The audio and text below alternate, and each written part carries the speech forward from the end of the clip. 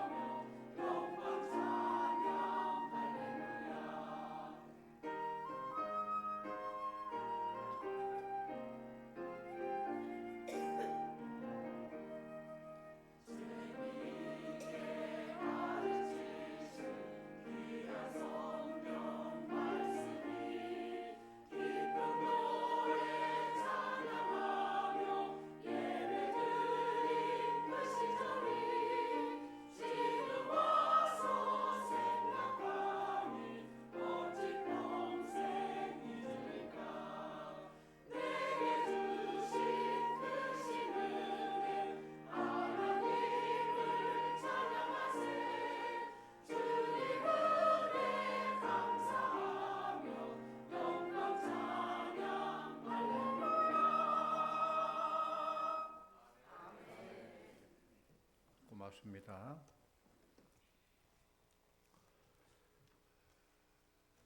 우리 믿음의 성도들은 영의 아버지인 하나님을 경외해야 되겠지만은 육신의 부모인 우리 부모님들에게 효도해야 됩니다. 왜 우리가 효도해야 되느냐? 효도해야 할 이유가 무엇이냐? 첫째로는 효도는 약속이 있는 하나님의 계명이기 때문입니다. 명령이란 거예요.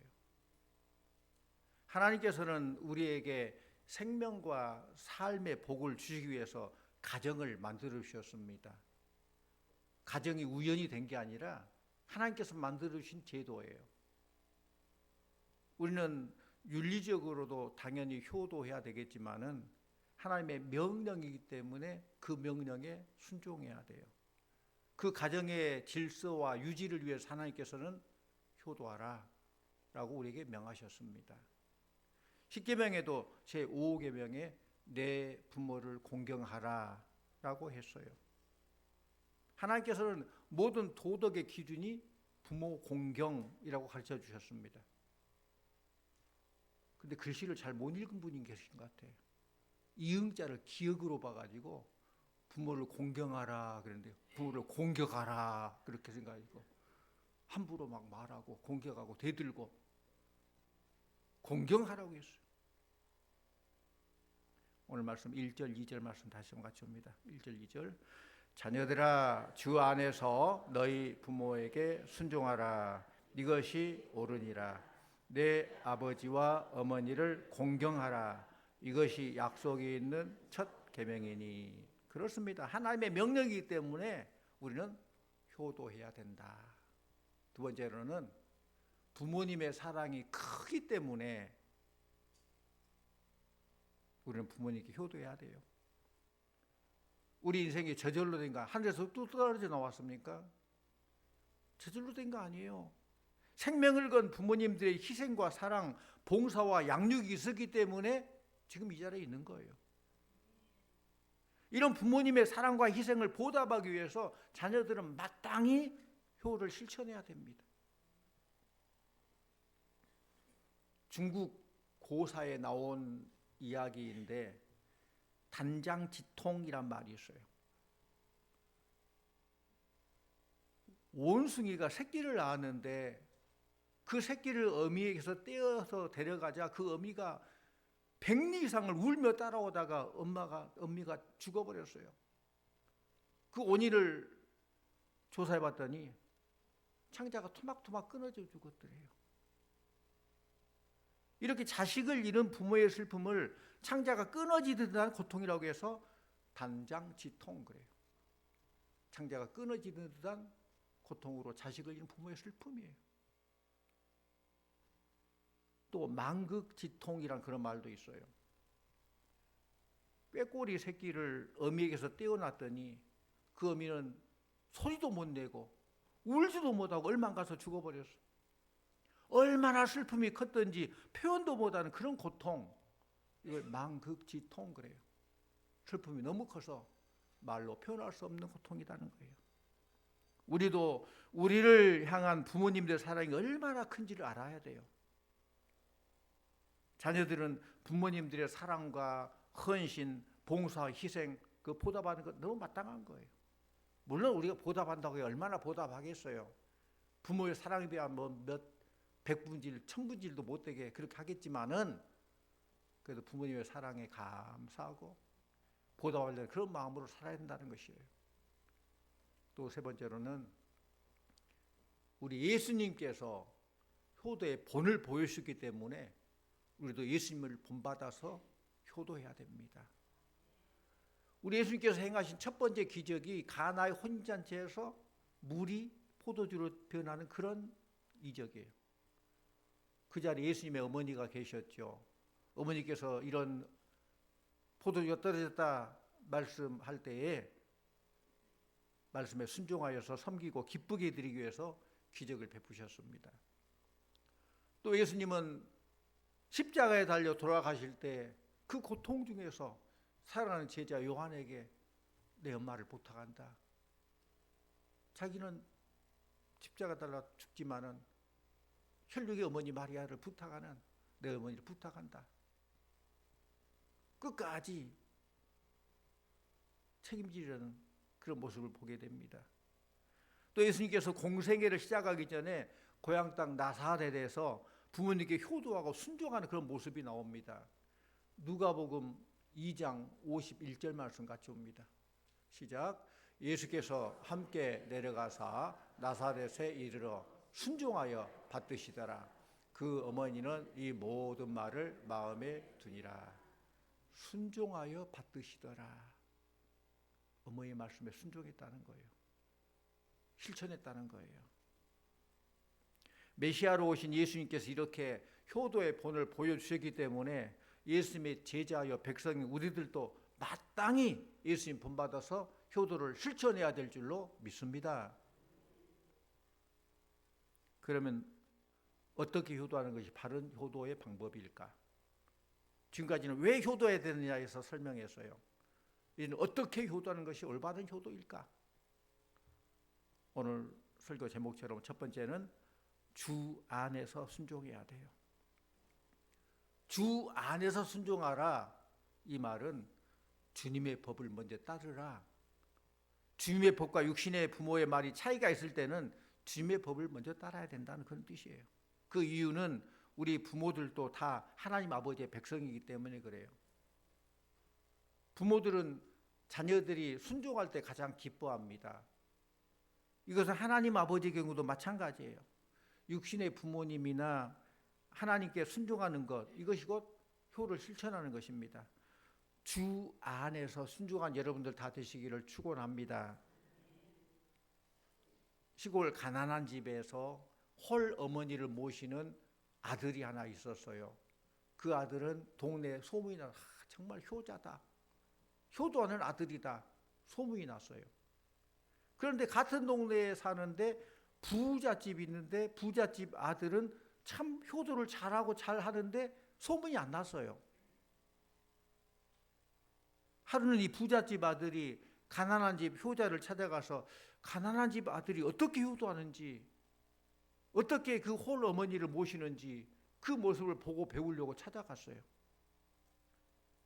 그런데 어이없게도 들에 나가서 일하고 돌아온 아들은 지게를 탁 벗어놓더니 마루 위에 딱 앉아요. 그 어머니가 대야에 물을 떠다가 아들의 발을 막 씻겨주는 거예요. 아들이 가만히 내맡기고 있는 거예요. 아니, 저런 아들이 있나?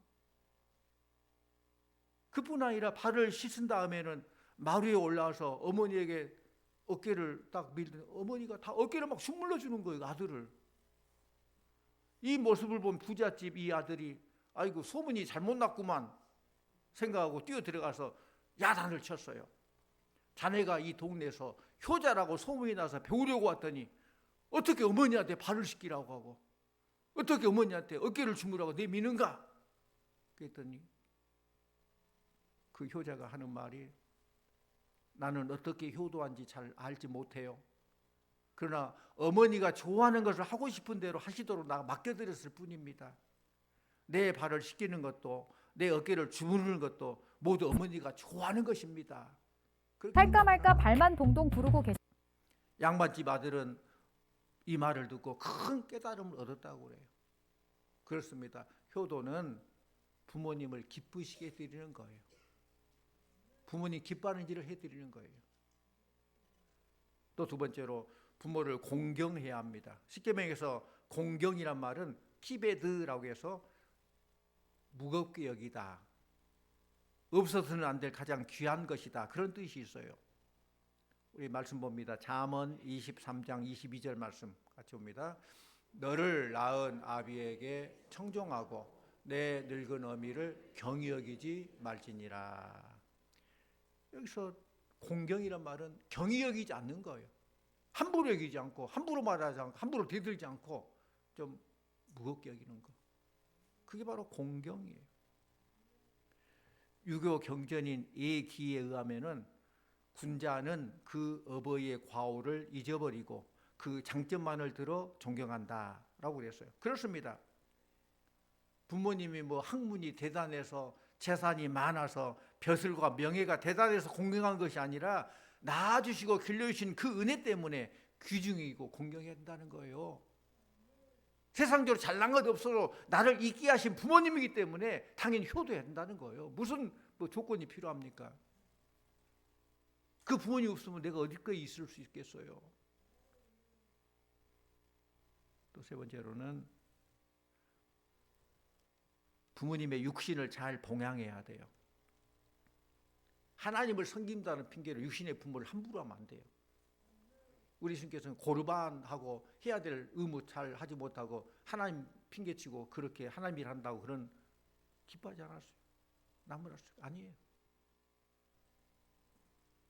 효도는 윤리적으로도 도덕적으로 해야 되지만은 먼저 말한 것처럼 하나님의 명령이기 때문에 계명이기 때문에 해야 돼요. 그러니까 윤리적으로도 잘한 일이고 하나님 명령에 순종하는 것이 잘한 것이고 다 상급이 있죠. 그리스도인들은 물질로도 육신의 부모님을 편안히 모셔야 돼요. 적은 돈이라도 꼭 용돈 드려야 돼요. 부모님 마음대로 쓸 수 있도록. 늙은 엄마가 쓸 게 뭐가 있어?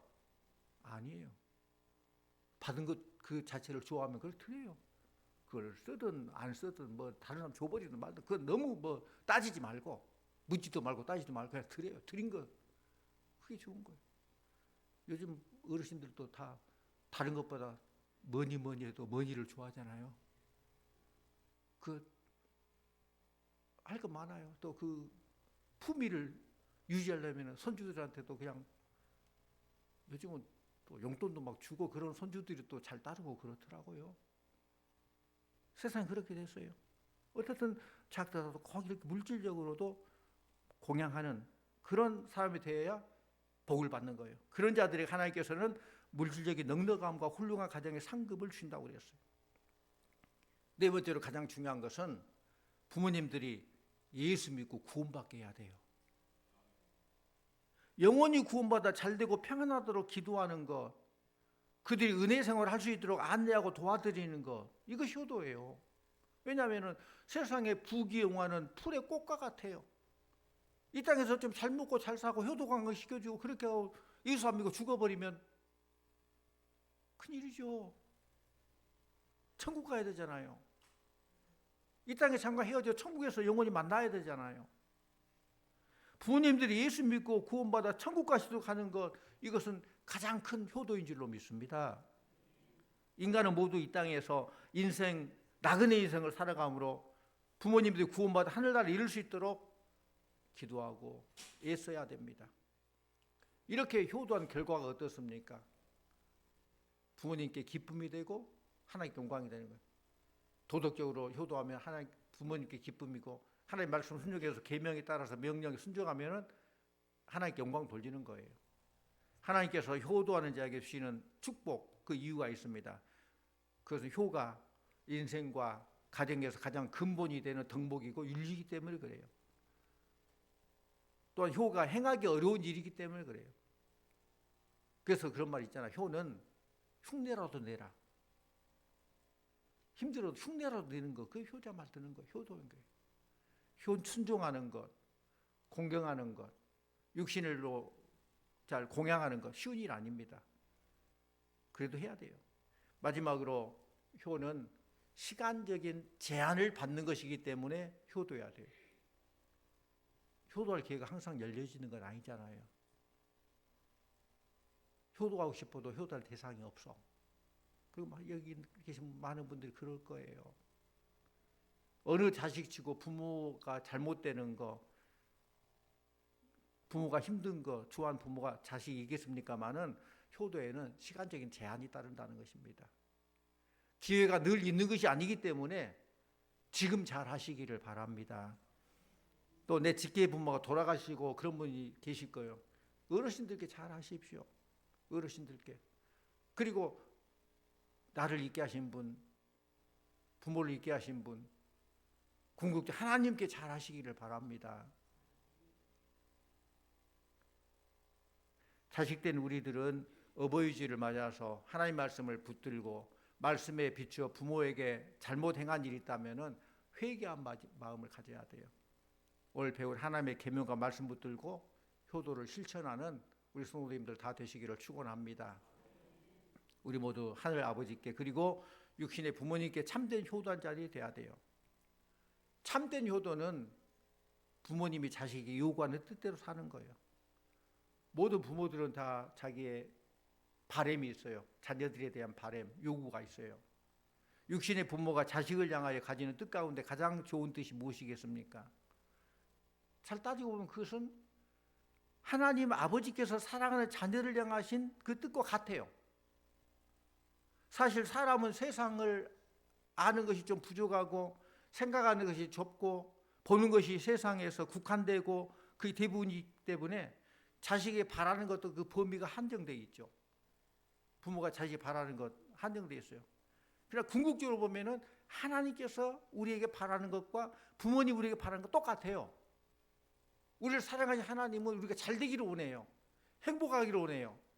부모도 마찬가지예요. 그런데 부모는 하나님을 잘 알지 못한 경우에는 제한되어 있죠. 그런 것들을. 그러니까 따지고 보면 다 하나님의 뜻이 이루어진 것이 곧 부모님이 효도하는 거예요. 육신의 부모가 자식을 향해서 가지는 뜻이 늘 그렇고 그렇습니다. 그러나 참된 효도를 하기 원한다면은 하나님 아버지께서 우리를 향하여 가지신 뜻이 곧 나 육신의 부모님이 가진 뜻이라고 생각하고 그 요구대로 주 안에서 순종하는 그런 삶을 살아야 돼요. 사람이 아무리 자식이 좋은 뜻을 가졌다 해도 하나님께서 그 자녀들 향하는 그 뜻보다 더 좋은 뜻이 없어요. 그렇다면 하나님 아버지의 뜻, 그 뜻을 이루는 것, 그것이 진정한 효도인데 하늘 아버지께서 자녀들에게 가진 뜻이 무엇일까? 세 가지가 있습니다. 말씀 봅니다. 데살로니가전서 5장 16절에서 18절 말씀 같이 봅니다. 항상 기뻐하라. 쉬지 말고 기도하라. 범사에 감사하라. 이것이 그리스도 예수 안에서 너희를 향하신 하나님의 뜻이니라. 아멘. 하나님의 뜻이라고 했어요. 세 가지. 항상 기뻐하라. 쉬지 말고 기도하라. 범사에 감사하라. 하나님 뜻이에요. 효도가 덧붙여서 하나님 아버지께서 자녀들 우리를 바라는 뜻이 바로 첫째는 항상 기뻐하며 사는 것이 하나님의 뜻이요. 또 부모님의 뜻이에요. 기뻐하며 살아야 참된 효자가 되는 거예요. 자식을 기를 때 항상 우는 자식은 부모의 마음에 근심거리가 되잖아요.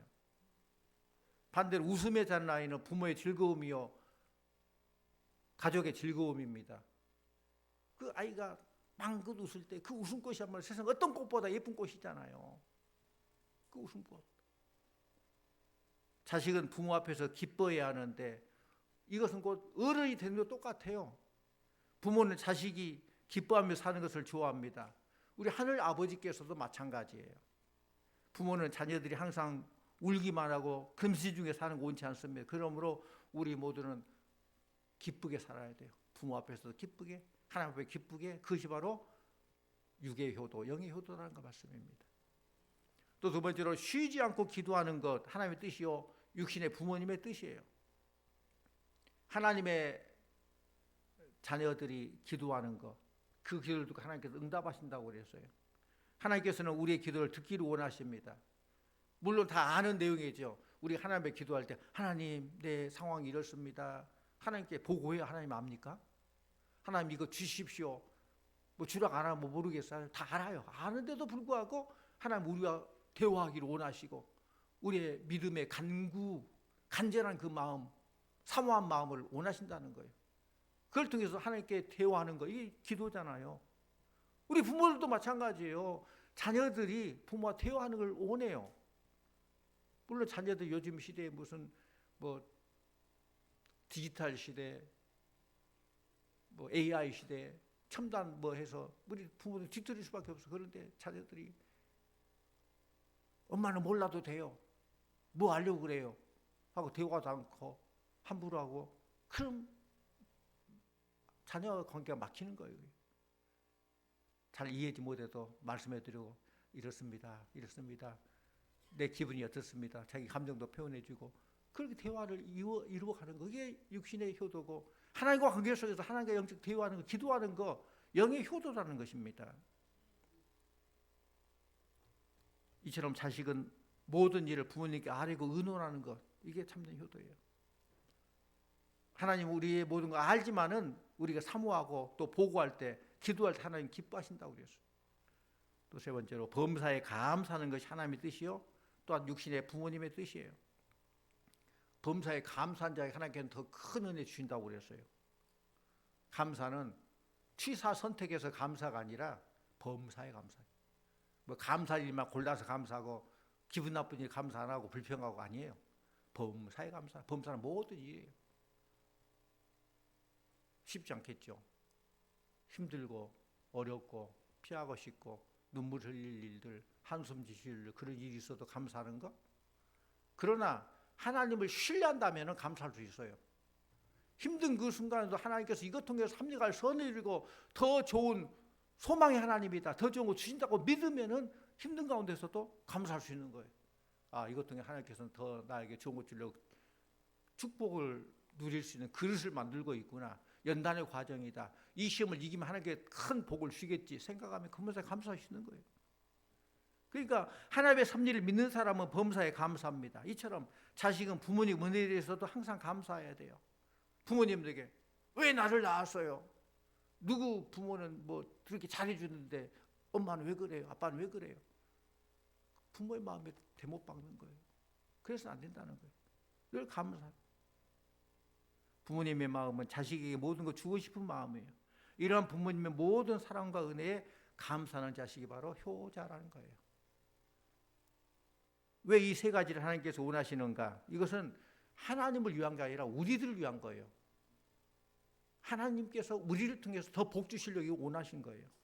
항상 기뻐하며 사는 사람은 육신도 건강합니다. 근심과 걱정이 많은 사람은 육신도 쇠약해지는 거예요.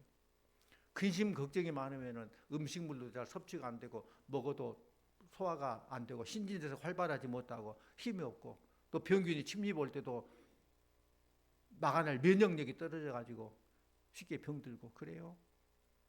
그래 항상 기뻐하면은 육신도 건강하다는 것이죠.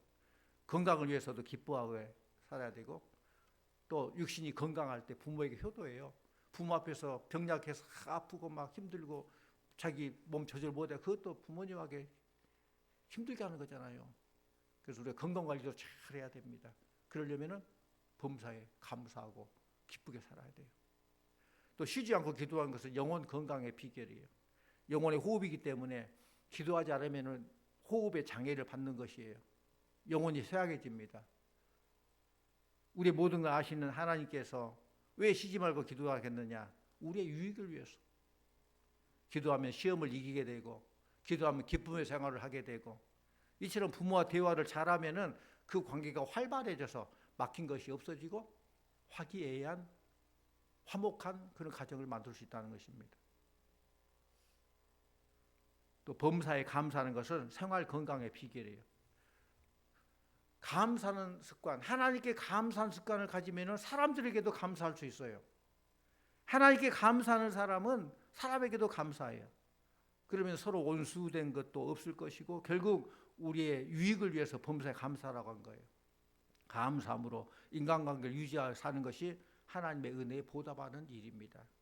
참된 효는 성경에서 가르친 대로 항상 기뻐하고 쉬지 말고 기도하고 범사에 감사하는 삶을 사는 데 있습니다. 하나님 아버지의 뜻을 이루어서 육신의 건강, 영혼의 건강, 생활의 건강을 이루어서 하나님께도 효도하고 그 뜻으로 부모에게도 참된 효도를 하는 참으로 복된 자녀들, 복된 성도님들 다 되시기를 간절히 축원합니다. 기도합니다. 사랑의 하나님 아버지, 부모님을 향한 사랑과 존경이 더욱 깊어지게 하시고 말만이 아니라 행동으로 삶으로 순종하는 삶을 살게 하여 주시옵소서. 또한 부모된 우리에게도 은혜 주셔서 자녀를 주님의 뜻대로 잘 양육하며 사랑과 인내로 본이 되는 삶을 살게 하여 주시옵소서. 가정마다 주님의 평강이 넘치고 서로 이해하며 사랑하는 은혜가 있게 하여 주시옵소서. 특히 오늘도 부모님을 생각하며 애타하며 마음 아파하는 이들에게 하늘의 소망으로 이루하여 주시옵소서. 하나님 순종을 통해서 약속하신 복과 형통의 은혜를 다 누리는 우리 성도들 다 되게 하여 주시옵소서. 예수님 이름으로 기도하옵나이다. 아멘.